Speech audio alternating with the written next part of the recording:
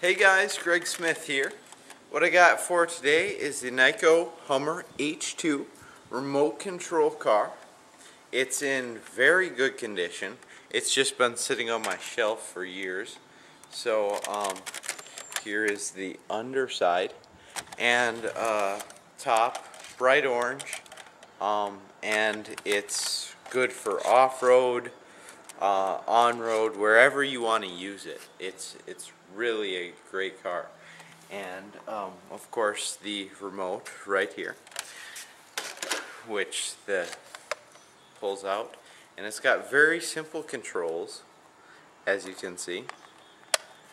And then of course also coming along with it will be the charger for a rechargeable battery.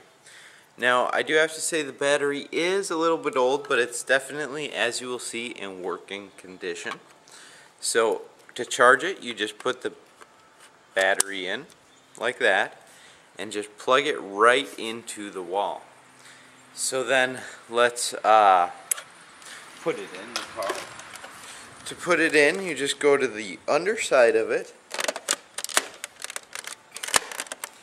put it down, lock it in there, and then let's go check it out. Okay, so here we go.